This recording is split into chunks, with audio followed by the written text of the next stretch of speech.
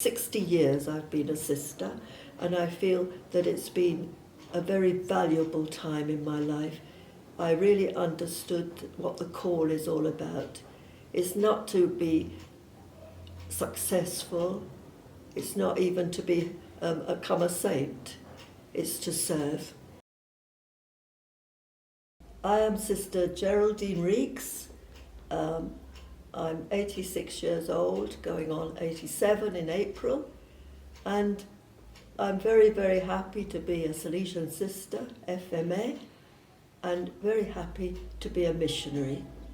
And I started off my life in Chertsey, Surrey, in England, and at a certain point in my life, I came across the idea of missionary because many of the Salesian sisters teaching me were coming back from the missions on and off, and I began to be interested, and it stayed with me, so that when I was a novice preparing to become a sister, I wrote an application, and I did it every year of my life, practically till the time I finally was called to go on the missions. And it came as a surprise in the sense that it was when Sister Georgina McPake was invited to be a visiting mother at the general chapter, and I was with her, and I was asked to accompany her for 2 years because she did not have much Italian, and also to help her and go on the journeys with her and that. It was a very interesting period of my life because it prepared me for the missions. We visited India, we visited Australia, Hong Kong, and several other places. And it was great. And it was wonderful to meet so many sisters in so many different countries. And then, after 2 years, very, very faithful to her word, Mother Marinella told me, and she told me as we were going up in the lift after arriving back from Australia, we've decided to send you to Zambia. For one moment, I said to myself, my God, where is Zambia? And then I sort of remembered it's Africa, and I was very happy because my desire to be a missionary was always in Africa. So here I am.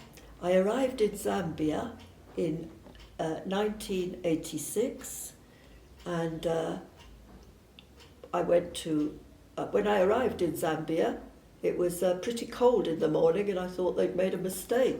But the air hostess told me, no, it's okay, this is Lusaka, and you will notice by 11 o'clock it'll be very, very hot.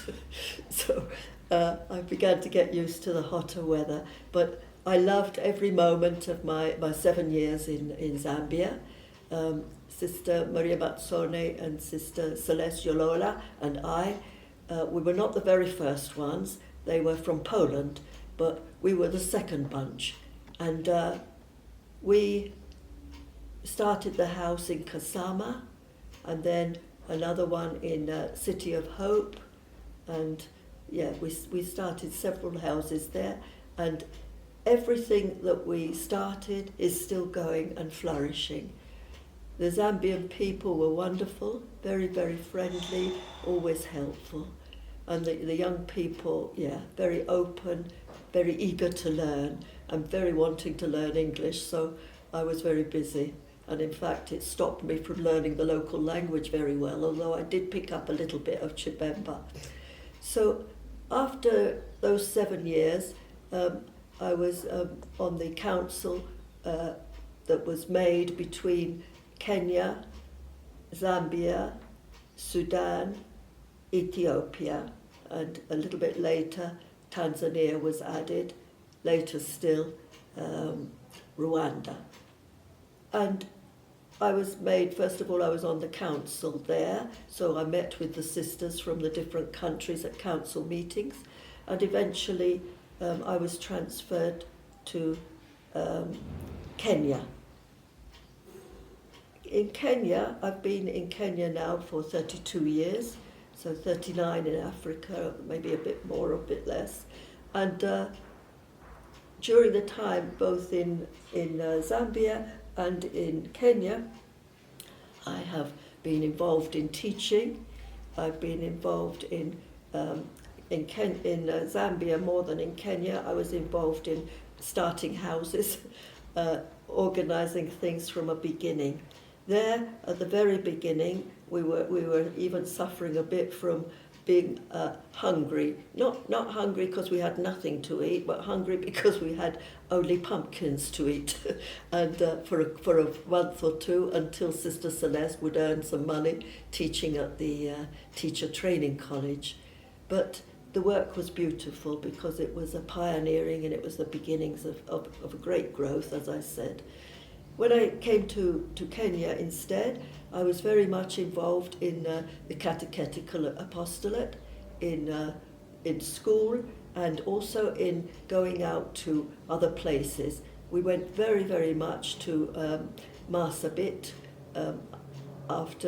when the bishop from Makuyu, who we knew already, was transferred there, and he wanted us to go and give formation to the catechists. So we did it in Makuyu, but also in Marsabit, and it was very, very interesting, helping other catechists to really deepen their theology and so on, spirituality, and the sharing with the young people. And I was involved also both in Zambia and in Kenya in formation. First in the initial formation very much, and then later on in the novitiate, which is where I am at this particular moment. I've been here now for 6 years, and I'll be moving on to Hurlingham, which is where our provincial house is, just very soon after the retreat. I want to share with you that I feel that my 60 years I've been a sister, and I feel that it's been a very valuable time in my life. I really understood what the call is all about. It's not to be successful, it's not even to become a saint, it's to serve. And in the service and in the prayer that we offer, that is how we become holy, living everyday life to the full. Don Bosco says that our spirituality is a spirituality of daily life. Up till now, I've not understood that so fully as I do at this moment in my life. When I see it, yes, because everything has its source in God. He gives life to everything, to us, to nature. He's behind everything that is, that exists. And therefore, everything that exists is holy, it's sacred ground.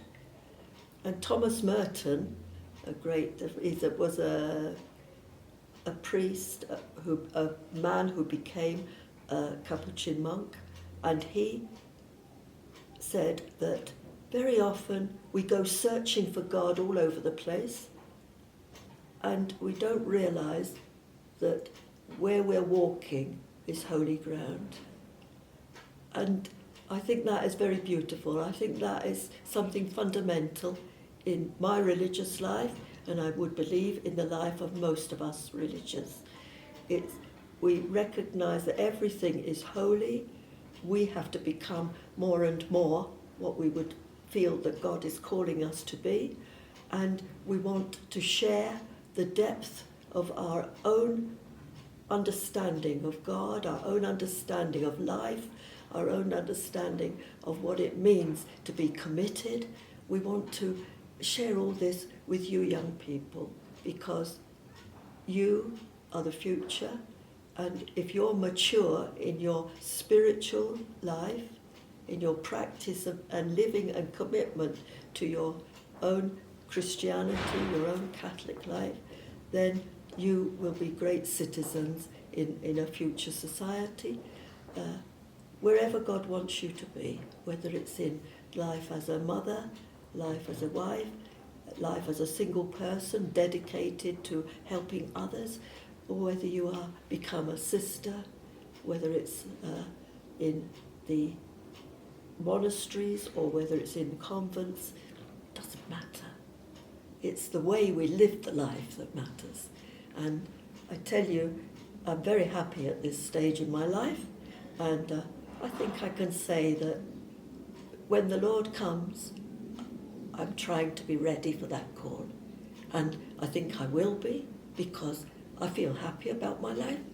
I love him very much, and I'm intending to be with him forever.